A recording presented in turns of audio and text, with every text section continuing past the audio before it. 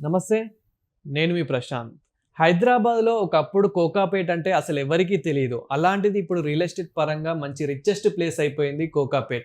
So మళ్ళీ ఇప్పుడు అలాంటి కోకాపేట్ హైదరాబాద్లో ఏ ప్లేస్ కాబోతుంది, ఏ ఏరియా కాబోతుంది? సో దీని గురించి అయితే మాట్లాడేందుకు ప్రస్తుతం మనతో పాటు real estate expert Smita Krishnamurthy గారు ఉన్నారు. నమస్తే అండి. నమస్తే అండి. మేడం, ఇప్పుడు కోకాపేట్ చూసుకున్నట్లయితే కనుక మంచి రిచెస్ట్ ప్లేస్ అయితే అయిపోయింది. అక్కడ ల్యాండ్ కొనాలంటేనే భయపడుతూ ఉన్నారు. సో ఇప్పుడు అలాంటి ఏరియా ఏదంటే హైదరాబాద్లో ఏం చెప్తారు madam? Kokapet history last 5 years నుంచే వచ్చిందండి బయటికి. అంతవరకు అసలు ఫైనాన్షియల్ డిస్ట్రిక్ట్ దాటి మనకి ఇంకేమీ లేకుండే. అవును.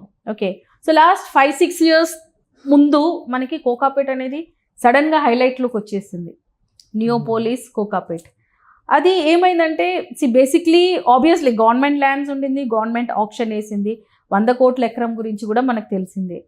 So all of a sudden అంత పెద్ద ఒక ప్లేస్ వెలిసి రావటం అనేది నోబడీ ఎక్స్పెక్టెడ్. ఇంకోటి కోకాపేట్ అనేది మామూలు అంటే కామన్ పీపుల్కి అసలు ఎవరికి తెలియదు. ఒక సినిమా వచ్చిండే మధ్యలో కోకాపేట్ ఆంటీ అనేసి. అప్పటి నుంచే కొంచెం కోకాపేట్ అంటే జనాలకి కోకాపేట్ ట్యూబ్ లైట్ వెలిగినట్టు ఏదో వెలిగింది. అంతవరకు జనాలకి కోకాపేట్ ఏంటో తెలియదు. Okay, so this all happened ఎందుకు అంటే మనకి ఎకనామికల్ సెస్ అనేది ఏదైతే ఉందో ఫైనాన్షియల్ డిస్ట్రిక్ట్లో మనకి పడింది అది. సో అందరికీ తెలిసిందే ఫైనాన్షియల్ డిస్ట్రిక్ట్ ఎలాగా మనకి చాలా డెవలప్ అయిందో. సో దానికి ఎక్స్పాన్షన్గా మనకి కోకాపేట్ అనేది వెలిసింది. సో ఒకప్పుడు దాంట్లో ఇన్వెస్ట్ చేసిన వాళ్ళు అక్కడ కూడా జీపీ లేఅవుట్స్ ఉండే. అంటే 10-15 years 2008 నుంచి మనకి హెచ్ఎండిఏ వచ్చింది. అంటే దాని ముందు కూడా ఆ ఏరియాస్లో కొన్న వాళ్ళు ఉన్నారు. ఓకే, అప్పుడు కొన్న వాళ్ళు ఇప్పుడు ఆల్మోస్ట్ లైక్ క్రోర్స్లో ఉన్నారు వాళ్ళ ఆస్తి. Even if you have 500 square yard bit 2 లక్షలు గజం వేసుకున్నా కూడా 10 కోట్లు అయింది అది. సో అట్లా రిచ్ అయిన వాళ్ళు కూడా చాలా మంది ఉన్నారు. సో ఒక రకంగా ఫినాన్షియల్ ప్లానింగ్ అనేది is very important. Okay, so మనకి ఇప్పుడు గచ్చిబౌలిలో కొనలేరు అనుకోండి, 10 kilometers అవతలకి వెళ్ళి కొంటారు. ఎందుకంటే 10 months కాకపోతే 10 yearsలో అది ఇంతే డెవలప్ అవుతుంది అనే హోప్ అనమాట. సో ఇప్పుడు మనకి వినపడే పేరు కోకాపేట్. కానీ గోయింగ్ ఫర్దర్ మనకి కోకాపేట్ లాంటి ఏరియాస్ చాలా ఉన్నాయి హైదరాబాద్లో.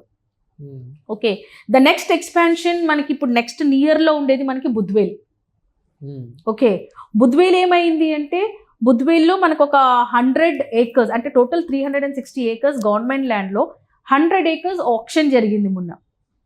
ఓకే, ఆ ఆప్షన్లో మనకి మై హోమ్ ప్రెస్టీజ్ వాళ్ళు చాలా ప్రాపర్టీస్ తీసుకున్నారు. Okay, along with that sunshine group అని ఒక 2-3 చిన్న మిడ్ సెగ్మెంట్ బిల్డర్స్ కూడా ఆప్షన్లో ల్యాండ్స్ తీసుకున్నారు. అండ్ ఇంకోటి ఏంటంటే Budvel IT park it self is 100 acres అక్కడ. ఓకే, సో నెక్స్ట్ ఇప్పుడు మనకి 100 acres IT park Budvel IT park వస్తుంది అంటే చుట్టుపక్కల just imagine how much of residential and commercial areas begin అవుతుంది. ఇప్పుడు కోకాపేట్ నియోపోలిస్ కి కనెక్టివిటీ ఆర్ డెవలప్మెంట్ కి స్కోప్ ఏంటి? Is financial district. ఫైనాన్షియల్ డిస్ట్రిక్ట్లో ఏదైతే సెజ్ ఉందో అండ్ ఎన్ని కంపెనీస్ ఉన్నాయో మీకు తెలుసు కదా, మీరు ఎల్లుంటారు. సో అన్ని కంపెనీస్ వచ్చాయి కాబట్టి మనకి కోకాపేట్ రెసిడెన్షియల్ ఏరియా పెరగడానికి అంత ఆస్కారం ఉండింది. సో నెక్స్ట్ మనకి ఏంటంటే బుద్వేల్ ఒకటి, నెక్స్ట్ ఇస్ కిస్మత్ పేట్ ఒకటి. ఓకే, ఇవన్నీ ఏంటంటే మనకి నార్సింగి నుంచి పుప్పాలగూడ నుంచి కనెక్టెడ్ ఏరియాస్ ఇవన్నీ. సో ఇవన్నీ నియరెస్ట్ అంటే మనకు ఒక 10-15 yearsలో నెక్స్ట్ కోకాపేట్ అయ్యే ఛాన్సెస్ ఇక్కడ. అంటే ఇక్కడ చాలా మంది మీర్ఖాన్ పేట్ కూడా అవుతుందేమో అని చెప్పేసి కూడా చాలా మంది అనుకుంటూ ఉన్నారు. ఇంతకీ ఆ ప్లేస్లో కొనే వాళ్ళకి ఏం చెప్తారు మేడం? అంటే నిజంగానే అలా డెవలప్ అవుతుందంటారా? డెవలప్ అవుతుందండి, but it will take time. It's a matter of time consuming. It might take 15-20 years. ఎందుకంటే మీర్ఖాన్ పేట్లో చాలా ఆపర్చునిటీస్ అయితే ఉన్నాయి. ఫస్ట్ థింగ్ గవర్నమెంట్ ల్యాండ్స్ ఎక్కువ అవైలబిలిటీలో ఉంది, ఎయిర్పోర్ట్ యాక్సెసిబిలిటీ ఉంది.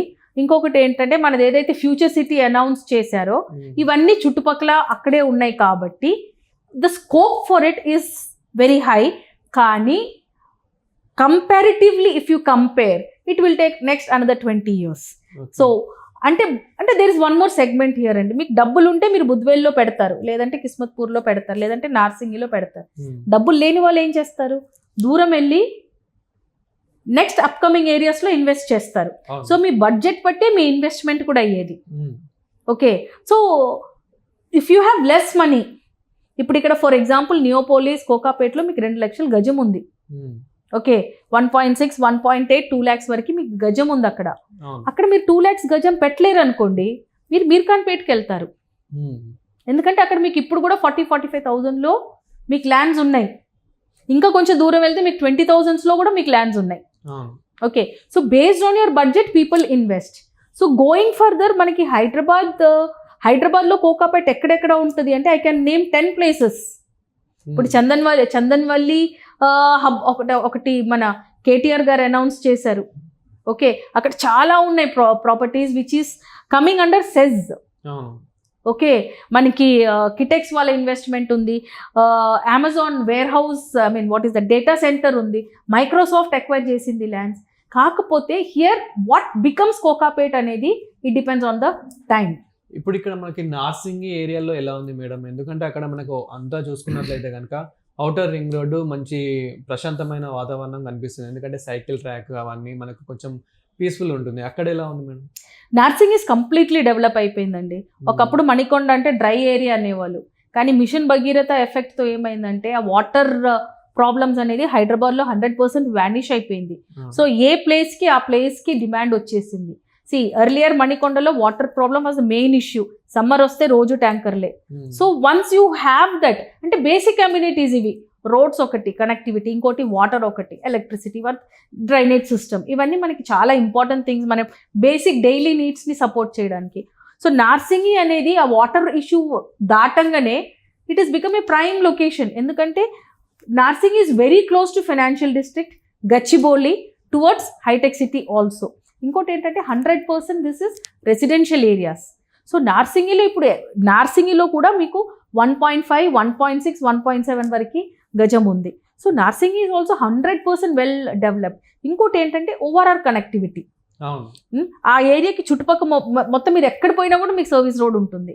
అండ్ మంచి మంచి ప్రాజెక్ట్స్ కూడా వస్తూ ఉన్నాయి. పుప్పలగూడ 100 feet రోడ్ ఏదైతే ఇప్పుడు రేడియల్ రోడ్ ఏదైతే స్టార్ట్ చేశారో లాస్ట్ గవర్నమెంట్లో, మీరు ఇటు చూసినా అటు చూసినా మీకు హై రైజ్ అపార్ట్మెంట్సే కనబడుతుంది. 30 floors నుంచి 58 floors వరకు ఉన్న ప్రాజెక్ట్స్ ఉన్నాయి అక్కడ. So this is a beautiful place అండి for investment. Thank you thank you అండి.